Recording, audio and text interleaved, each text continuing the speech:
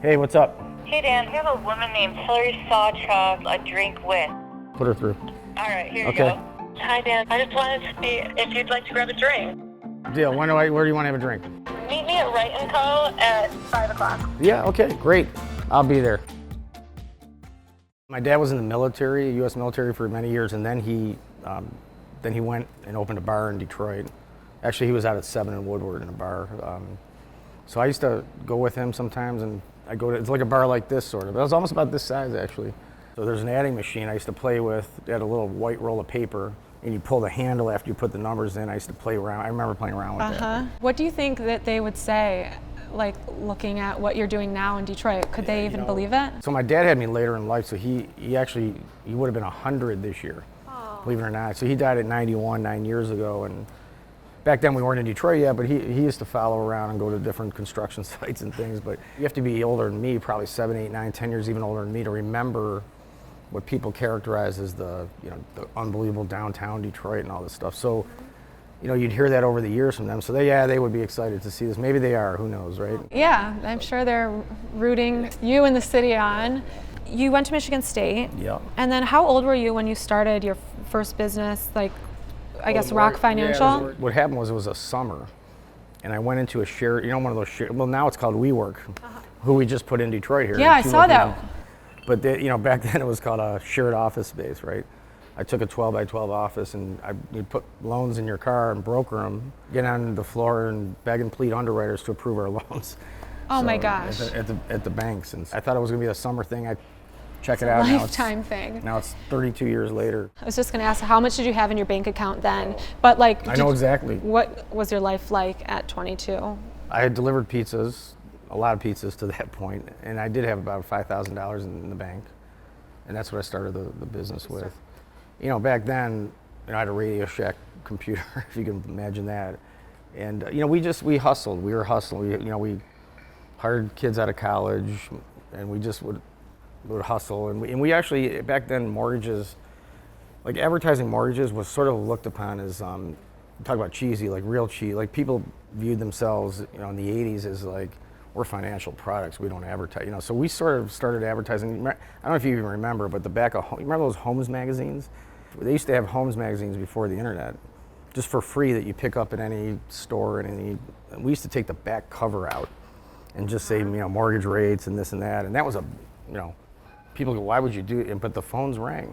Was there ever a time that you almost turned your back on the city? Like, did you, before you made that big move downtown? Well, I wouldn't say turn the back on the city. What I had done, like a lot of entrepreneurs, for the first 20 years, I had my head down, and we're just, grinding our one business and building, and never really sort of like looked, didn't pay much attention. I was just focused on our business. So I wouldn't say ever turned, in a sense, it was turning your back because you weren't paying attention.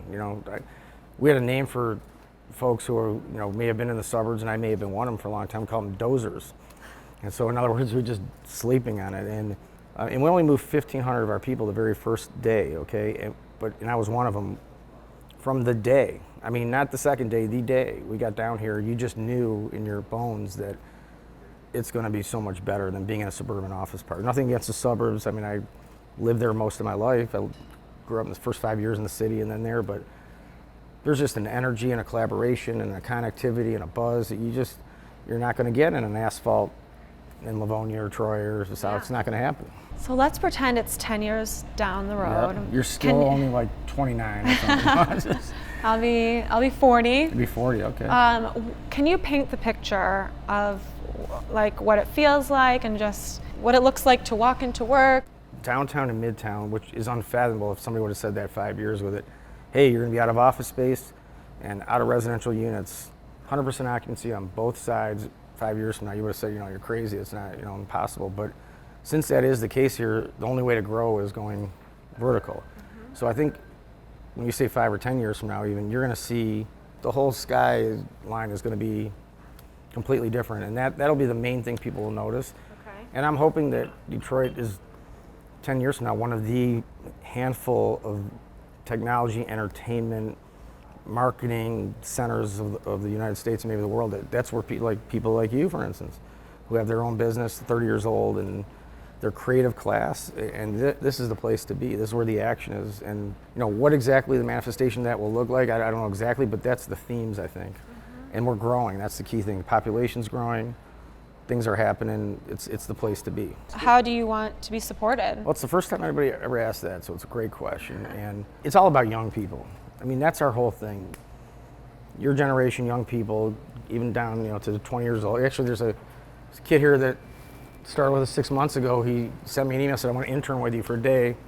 Where is he? He's over there. See that kid right over there? He's 19 years old. He just turned 19. He's in a suit. He's 5. I thought he was like 25. He's asking all these intelligent questions. He's 19. And we have this intern program. 1,400 interns came last summer, representing like 210 colleges and universities around the United States. And the great news was 27,000 applications came in. That's crazy. I don't think it was necessarily Quicken Loans or us. It's just this Detroit thing. And I always describe this generation, and I know it sounds kind of cliche or whatever, but they really do want to impact their community and outcome more than previous ones. I mean, you care about how much money you make and all that, everybody does. I use it to sell against the New York, Chicago. I say, look, you're smart, graduating from a great place, you have energy. You can go to New York, Chicago, Miami, whatever, and you'll do great. I said, but what you won't do there is see your benefits of what you've done in the community immediately, and you'll impact the city. And you can do that here. You can't. They're already evolved, right? You can't do that. So that's what I use to sell people now. 5, 6 years ago, if you had again told me that, it's just impossible to think that would have happened. But once things get momentum, that's the one thing I learned down here. Momentum breeds momentum, breeds momentum. I saw you speak somewhere where you said that you like journalists to interview you here in Detroit. So I think that's really cool to actually get that tour today. It felt like almost that we were kind of chuckling that we were in a movie, because to see the energy and what was happening inside the buildings. So I love that. Well, no, you do that. You hit on it twice already, and this is a great point, because nothing I can do on the phone telling somebody can give you so in fact it's the opposite, because people have 60 years of bad shit, for lack of better words, right? Bad stuff that they've heard, and that I can't, whatever I say on the phone is not going to get that out of their soul and mind. So I always say, yeah, come here and I'll talk to you, because you won't get it unless you're here, right? How many hours of sleep do you get?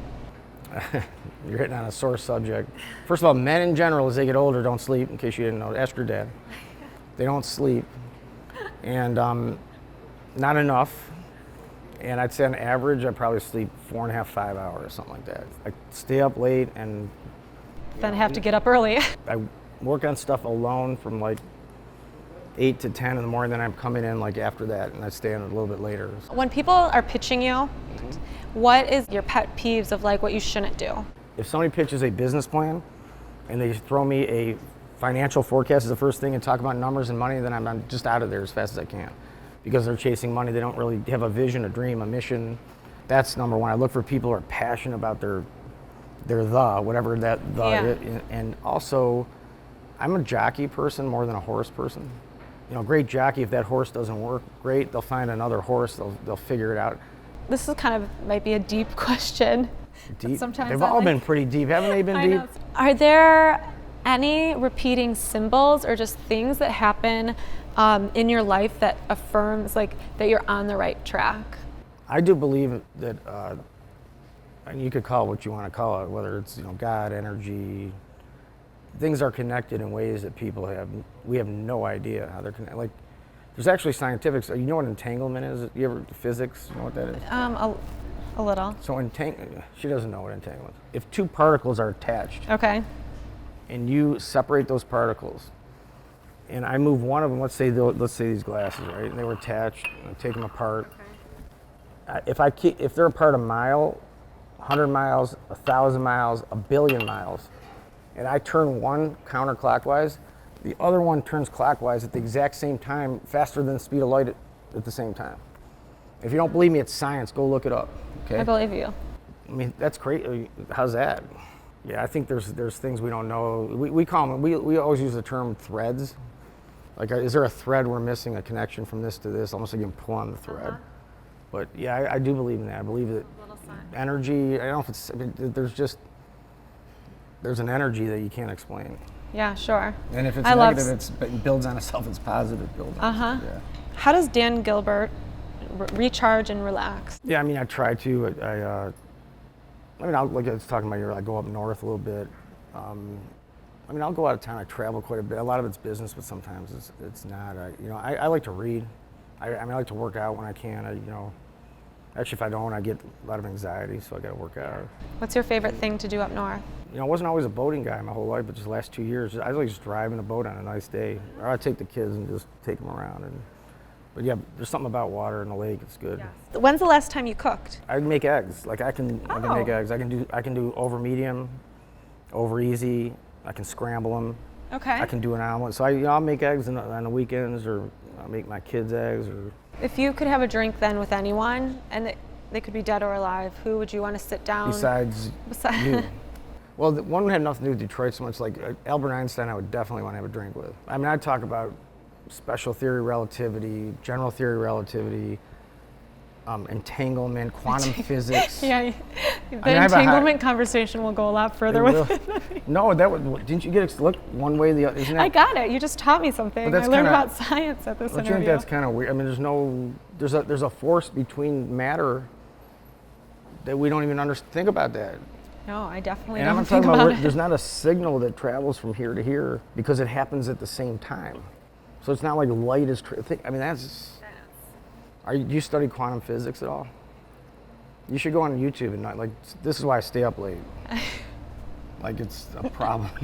So Albert Einstein, I wouldn't have guessed that. Yeah, that's maybe great to know. Abraham Lincoln too. I think I would want. A lot of entrepreneurs I talk to, that's their answer. He was very philosophically driven. So once you have a belief system and know who you are, the decisions aren't hard anymore. Like a company and people become screwed up because their people they don't know who they are. Who are they? Like so, if you're always money follows, it doesn't lead. Yeah. You would make certain decisions a certain way. What age did you feel like you knew who you were? I think we're all still learning. In fact, somebody told me the other day, said, you know what life's about? It's about reconciling what everyone else thinks you are and who you think you are by the time you die. So.